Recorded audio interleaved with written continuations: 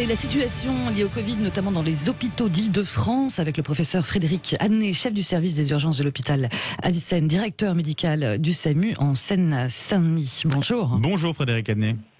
Bonjour. Merci d'être avec nous ce matin sur Sud Radio. Le Premier ministre Jean Castex a donc décidé de ne pas décider, en tout cas pour le moment, 20 départements dans le rouge, dont le vôtre, mais il faudra attendre en tout cas le 6 mars pour voir comment la situation évolue. Est-ce que vous comprenez bien que le gouvernement ait voulu retarder, repousser de telles mesures de reconfinement partiel ? Écoutez, nous, on a informé le gouvernement de la situation hospitalière qui est absolument pas catastrophique, mais très inquiétante, puisque nos hôpitaux sont pleins.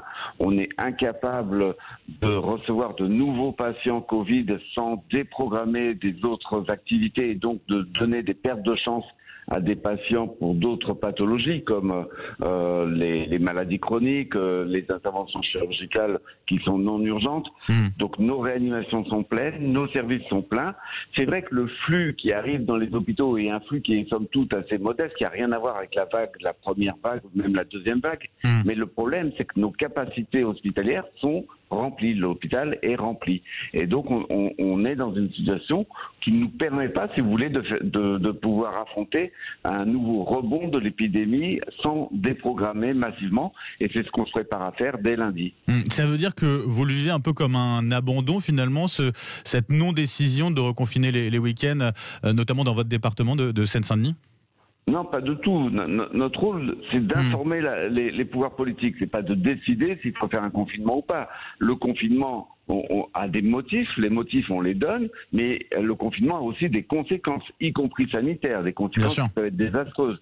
On le voit au niveau de la santé mentale, il y a des conséquences politiques, économiques, éthiques, et c'est au gouvernement de décider, de trouver sa ligne de crête, son équilibre entre les motifs pour faire et les bénéfices d'un confinement et ses conséquences qui peuvent être désastreuses. Donc moi, en tant qu'hospitalier, j'informe de la situation. La situation est extrêmement préoccupante au niveau hospitalier pour faire face éventuellement à une nouvelle recrudescence importante de cette épidémie.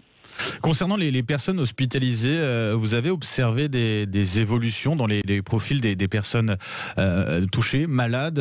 Ça a changé par rapport aux premières et deuxièmes vagues ?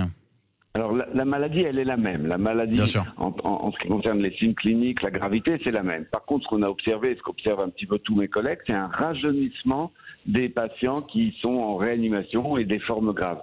Nous interprétons ce rajeunissement comme un succès de la vaccination chez les plus âgés et en particulier chez les patients en EHPAD.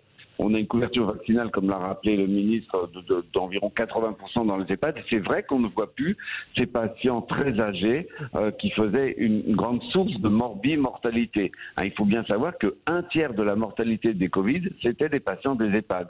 Et ça, on ne le voit plus. Donc, mécaniquement, évidemment, les patients sont plus jeunes. Alors, s'ils sont plus jeunes, tant mieux, parce que plus on est jeune, plus on a des chances de guérir de cette maladie, y compris des formes graves. La question qui inquiète aussi pas mal, c'est cette question des variants. Désormais, c'est Jean Castex qui l'expliquait, qui l'annonçait hier soir dans sa conférence de presse.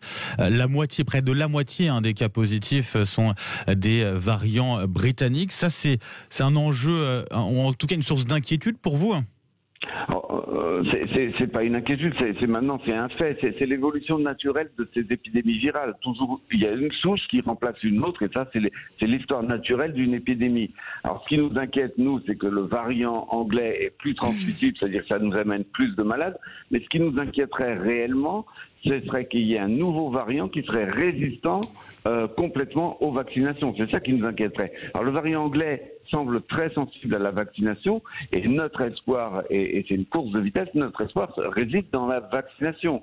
Et il y a deux cinétiques contradictoires. La cinétique qui va augmenter le nombre de malades à cause du variant anglais, et ça, c'est inéluctable, le variant anglais, ça va finir par être à 100% dans le territoire français, et une cinétique qui est positive, qui est celle de la vaccination, dont on voit les effets immédiats, on les a vus dans d'autres pays comme Israël, les États-Unis ou l'Écosse, mais nous, on le voit déjà chez les patients les plus fragiles, et il y a une vraie course de vitesse entre ces deux cinétiques, une positive et une négative.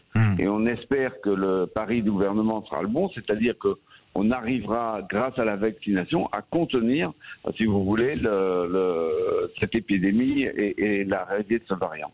Merci pour toutes ces précisions, professeur Frédéric Adnet, chef du service des urgences à l'hôpital Avicenne, directeur médical du SAMU de Seine-Saint-Denis. Très bonne journée à vous, bon courage. Merci beaucoup. Au revoir.